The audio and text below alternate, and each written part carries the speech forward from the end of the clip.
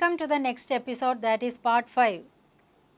ദൈവ തിരുനാമം മാത്രം മഹത്വപ്പെടുമാറാകട്ടെ. ഈ ഒരു എപ്പിസോഡിൽ പറയാനുള്ളത് വളരെ പ്രധാനപ്പെട്ടതും വളരെ കംപ്രൈസ്ഡ് ആയിട്ടുള്ള വളരെ ചുരുക്കമേറിയൊരു കാര്യമാണ്. എന്നാൽ കാലാവധി നോക്കുമ്പോൾ ഉൽപ്പത്തി തൊട്ട് വെളിപാട് വരെ നീണ്ടു നിവർന്നു കിടക്കുന്ന വലിയൊരു സംഭവ വികാസമാണ് എക്സ്പ്ലെയിൻ ചെയ്യാൻ പോകുന്നത്. അതായത് ദാനിയേൽ പ്രവചന പുസ്തകം 9-ാം അധ്യായം. അതിൽ ഒരു 70 ആഴ്ചവട്ടത്തിൻ്റെ കാര്യം പറയുന്നുണ്ട്. അത് എല്ലാ ക്രിസ്ത്യാനികളും എല്ലാ യഹൂദന്മാരും മനസ്സിലാക്കിയിരിക്കേണ്ട ഒരു കാര്യമാണ്. അപ്പോൾ നമുക്കത് വായിക്കാം. അതിക്രമത്തെ തടസ്സം ചെയ്ത് പാപങ്ങളെ മുദ്രയിടുവാനും അകൃത്യത്തിന് പ്രായശ്ചിത്തം ചെയ്ത് നിത്യനീതി വരുത്തുവാനും ദർശനവും പ്രവചനവും മുദ്രയിടുവാനും അതിപരിശുദ്ധമായതിനെ അഭിഷേകം ചെയ്യുവാനും തക്കവണ്ണം നിന്റെ ജനം, അതായത് ദാനിയേലിനോട് ദൈവം പറയുവാണ്, നിന്റെ ജനത്തിനും വിശുദ്ധ നഗരത്തിനും 70 ആഴ്ചവട്ടം നിശ്ചയിച്ചിരിക്കുന്നു. ഈ 70 ആഴ്ചവട്ടം വളരെ പ്രധാനപ്പെട്ടതാണ്. അതുകൊണ്ട് അതറിഞ്ഞ് ഗ്രഹിച്ചു കൊള്ളേണ്ടത് എന്തെന്നാൽ, യെരുശലേമിനെ യഥാസ്ഥാനപ്പെടുത്തി പണിയുവാൻ കൽപ്പന പുറപ്പെടുന്നത് മുതൽ അഭിഷിക്തനായൊരു പ്രഭു വരെ 7 ആഴ്ചവട്ടം, 62 ആഴ്ചവട്ടം കൊണ്ട് അതിനെ വീതിയും കിടങ്ങുമായി കഷ്ടകാലങ്ങളിൽ തന്നെ വീണ്ടും പണിയും. 62 ആഴ്ചവട്ടം കഴിഞ്ഞിട്ട് അഭിഷിക്തൻ ഛേദിക്കപ്പെടും. അപ്പോൾ എന്താണ് യഥാർത്ഥത്തിലുള്ള ഇസ്രായേലിൻ്റെ ചരിത്രം എന്ന് നോക്കുവാണെങ്കിൽ നമുക്കറിയാം, അവരെ അബ്രഹാം മുതൽ ദാവീദ് വരെ 14 തലമുറ. ദാവീദ് മഹാരാജാവായി. ദാവീദിന് മുമ്പ് ശൗല് രാജാവായി. ശൗല് ബെന്യാമിൻ ഗോത്രക്കാരനായിരുന്നു. ദാവീദ് യഹൂദ ഗോത്രക്കാരനായി. അങ്ങനെ യഹൂദ ഗോത്രക്കാരിൽ ഒരുവനെ രാജാവായി. ആ രാജസ്ഥാനം നിന്നിൽ നിന്ന്, ആ ചെങ്കോൽ നിന്റെ കാലിനിടയിൽ നിന്ന് മാറിപ്പോകുകയില്ല എന്ന് പറഞ്ഞതിന് പ്രകാരം യേശുക്രിസ്തു വരെ രാജാതിരാജാവായിട്ടാണ് നിലകൊള്ളുന്നത്.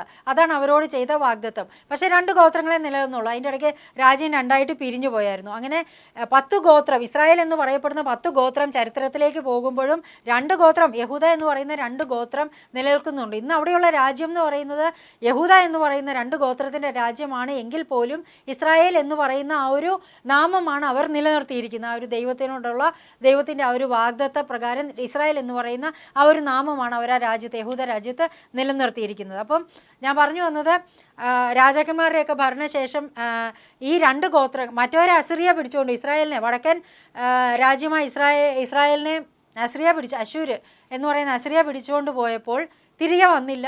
ഇവരെ ബാബിലോണിയൻസ്, നെബൂഖദ്നേസർ പിടിച്ചുകൊണ്ട് പോയി. 2ാം നെബൂഖദ്നേസറിൻ്റെ ഭരണത്തിന് ശേഷം ബാബിലോണിയൻസ് 70 വർഷക്കാലം കഴിഞ്ഞിട്ട് തിരിച്ചു വന്നിട്ട് ആ രാജ്യത്തെ മേദ്യ, പേർഷ്യ, ഗ്രീസ്, റോം ഒക്കെ ഭരിക്കുന്നുണ്ട്. ആ ഒരു സമയത്ത് മേദ്യ, പേർഷ്യ എന്ന് പറയുന്ന ആ ഒരു സമയത്ത് കോരശ് രാജാവും ദാര്യാവേശ് രാജാവും ഒക്കെ പലപ്പോഴായിട്ട് ഇവർക്ക് കൽപ്പന പുറപ്പെടുവിക്കുന്നുണ്ട്. നിങ്ങൾ പോയിട്ട് കോട്ടമതിൽ പണി, ദേവാലയം പണി എന്നൊക്കെ പറഞ്ഞ് കൽപ്പന കൊടുക്കുന്നുണ്ട്. പേർഷ്യൻ രാജാവായ അർത്താക്സറക്സ് അവർക്ക് അടുത്ത കൽപ്പന കൊടുക്കുന്നുണ്ട്, നിങ്ങൾ ദേവാലയം പണിയൂ എന്ന് പറഞ്ഞിട്ട്. പിന്നീട് ഗ്രീസിൻ്റെ രാജാവായ അലക്സാണ്ടർ ചക്രവർത്തി ഭരിച്ചു. പിന്നീട് റോമൻസ് ഭരിക്കുന്നു. ആ റോമാക്കാർ ഭരിക്കുന്ന സമയത്താണ് യേശുക്രിസ്തു അതിൻ്റെ ആ ഒരു കാലഘട്ടം, യേശുക്രിസ്തു ജനിച്ചത് BC 4, അതുപോലെ AD ഒരു 32-10 ആ ഒരു കാലഘട്ടം വരെ റോമാക്കാരുടെ ഭരണമാണ്. അപ്പോൾ അതിൽ ഇത് ഇവിടെ പറയുന്നുണ്ട്, 62 ആഴ്ചവട്ടം കഴിച്ചിട്ട് അഭിഷിക്തൻ ഛേദിക്കപ്പെടും. അത് യേശുക്രിസ്തുവിൻ്റെ ക്രൂശീകരണത്തെ പറ്റിയാണ് അതിൽ പറയുന്നതെന്ന് വിശ്വസിക്കപ്പെടുന്നു. അവൻ ആരും ഇല്ലെന്ന് വരും. പിന്നീട് വരുവാനിരിക്കുന്ന പ്രഭുവിൻ്റെ പടജനം, ഇത് മനസ്സിലാക്കി ഇസ്രായേലിൻ്റെ ചരിത്രം മുഴുവൻ മനസ്സിലാവും. പിന്നീട് വരുവാനിരിക്കുന്ന പ്രഭുവിൻ്റെ പടജനം നഗരത്തെയും വിശുദ്ധ മന്ദിരത്തെയും നശിപ്പിക്കും. അത് AD 70 സംഭവിച്ചു. റോമൻ എംപറർ ആയിരുന്ന ടൈറ്റസിൻ്റെ കാലഘട്ടത്തിൽ ആ ദേവാലയം തീ വെച്ച് നശിപ്പിക്കപ്പെട്ടു, നമ്മുടെ യെരുശലേം ദേവാലയം. അപ്പം 2ാം ദേവാലയം എന്നാണ് പറയുന്നതെങ്കിലും അത് എസ്രയുടെ കാലഘട്ടത്തിൽ പണിത ഒരു ദേവാലയമല്ല. ആ ദേവാലയം രാജാക്കന്മാരാരും പൊളിച്ചു കളയാതെ പുതുക്കി പണിയാൻ വേണ്ടി ഹേരോദ് രാജാവ് തന്നെ അത് വേറൊരു അതിമഹത്തായ, ശലോമോൻ പണിതു കൊടുത്ത പോലത്തെ അതിമഹത്തായ ഒരു ദേവാലയം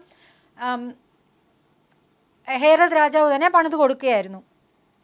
ആ ഒരു ദേവാലയത്തെയാണ് യേശുക്രിസ്തുവിനെ തൻ്റെ ശിഷ്യന്മാർ കൊണ്ടുവന്ന് കാണിക്കുമ്പോൾ യേശുക്രിസ്തു ആ ദേവാലയത്തിലേക്ക് നോക്കിയിട്ട് പറയുന്നുണ്ട്, 46 വർഷം എടുത്തിട്ടാണ് ആ ദേവാലയം പണിയുന്നത്. കർത്താവിൻ്റെ കാലത്തും അതിൻ്റെ പണി മുഴുവൻ തീർന്നിട്ടില്ല. അപ്പോൾ കർത്താവ് ആ ദേവാലയത്തിലേക്ക് നോക്കിയിട്ട് പറയുന്നുണ്ട്, കല്ലിന്മേൽ കല്ല് ശേഷിക്കാതെ ദേവാലയം നശിച്ചു പോകുമെന്ന് പറയുന്നുണ്ട്. അത് AD 70 കർത്താവിൻ്റെ ക്രൂശീകരണത്തിനൊക്കെ ശേഷം ഒരു 40 വർഷക്കാലം കഴിഞ്ഞിട്ട് ടൈറ്റസ് റോമൻ എംപറർ ടൈറ്റസിൻ്റെ കാലഘട്ടത്തിൽ ആ ദേവാലയം തീ വെച്ച് നശിപ്പിക്കപ്പെടുന്നുണ്ട്. ഹെറോദ് പണിതു കൊടുത്ത ആ ഒരു ദേവാലയം, അതിനെയും രണ്ടാം ദേവാലയം എന്ന് തന്നെയാണ് വിളിക്കുന്നത്.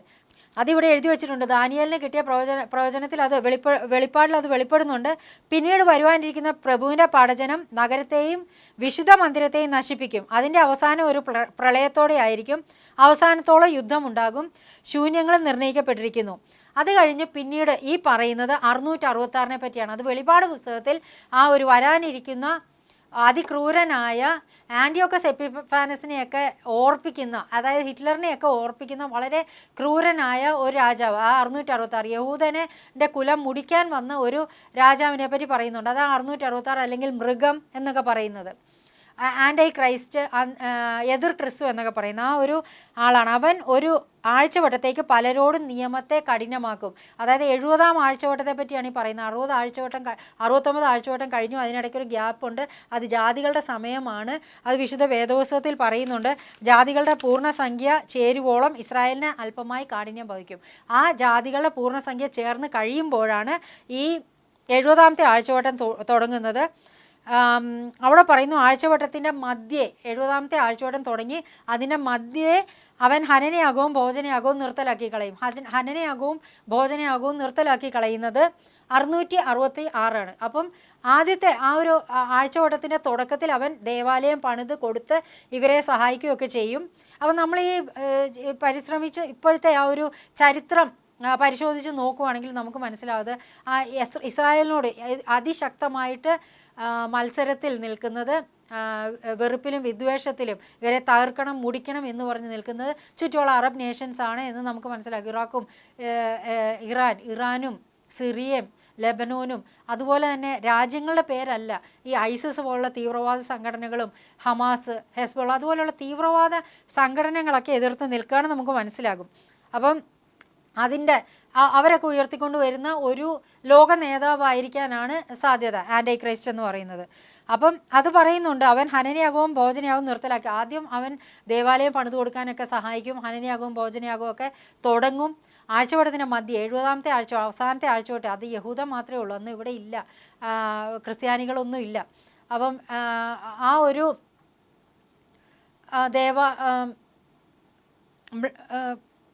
മ്ലേച്ഛതയുടെ ചിറയിന്മേൽ ശൂന്യമാക്കുന്നവൻ വരും, നിർണ്ണയിക്കപ്പെട്ടിരിക്കുന്ന സമാപ്തിയോളം ശൂന്യമാക്കുന്നവൻ്റെ മേൽ കോപം ചൊരിയും എന്ന് പറഞ്ഞിട്ടാണ് ഈ ദാനിയേൽ 9-ാമത്തെ അധ്യായം അവസാനിക്കുന്നത്. അപ്പോൾ ഇതിനകത്ത് എല്ലാം ഉൾക്കൊള്ളിച്ചിട്ടുണ്ട്. അപ്പോൾ എപ്പോഴൊക്കെ യഹൂദന് ദേവാലയമുണ്ടോ അപ്പോഴൊക്കെ ഇതിൽ ആ ഒരു കാര്യങ്ങൾ പറയുന്നുണ്ട്. അതായത് 1-ാം ദേവാലയ കാലഘട്ടവും 2-ാം ദേവാലയ കാലഘട്ടവും, ആ 2-ാം ദേവാലയം എസ്രാ പണിതത് കൂടാതെ ഹെറോദ് രാജാവ് പണിതു കൊടുത്ത 2-ാം ദേവാലയത്തിൻ്റെ കാലഘട്ടത്തിലും, അത് കഴിഞ്ഞ് ഇപ്പോൾ കറണ്ട് സിറ്റുവേഷൻ എന്ന് പറഞ്ഞാൽ അവിടെ ദേവാലയം ഇല്ല. അതാണ് ഇങ്ങനെ പറയുന്നത്. ജാതികളുടെ പൂർണ്ണസംഖ്യ ചേരുവോളം ഇസ്രായേലിന് അല്പമായി കാഠിന്യം സംഭവിക്കും എന്ന് പറയുന്നത് അതാണ്. ഇപ്പം ജാതികളുടെ ആ ഒരു പൂർണ്ണസംഖ്യ ചേർന്നുകൊണ്ടിരിക്കുകയാണ്. ജാതികളുടെ പൂർണ്ണസംഖ്യ ചേർന്ന് കഴിഞ്ഞ് ക്രിസ്ത്യാനികളെ മധ്യാകാശത്തോട്ട് എടുത്ത് കഴിയുമ്പോൾ ഇവിടെ യഹൂദന് പിന്നെയും ആ ഒരു മഹാപീഡനകാലം അല്ലെങ്കിൽ യാക്കോബിൻ്റെ കഷ്ടകാലം, the great period of tribulation ആരംഭിക്കും. അതിനെപ്പറ്റിയാണ് വെളിപ്പാട് പുസ്തകത്തിൽ ഡീറ്റെയിൽഡ് ആയിട്ട് പറയുന്നതും ഇതിൽ ഒരു സൂചന മാത്രം നൽകിയിരിക്കുന്നതും. ആഴ്ചവട്ടത്തിൻ്റെ മധ്യ അവൻ ഹനനയാകവും ഭോജനയാകവും നിർത്തലാക്കി കളയും. ആദ്യത്തെ ഒരു 3.5 വർഷക്കാലം വലിയ സഹായമൊക്കെ ആയിരിക്കും. ദേവാലയമൊക്കെ പണിയും, യഹൂദന്മാർ മിശിഹ ആണെന്ന് വരെ അംഗീകരിക്കും.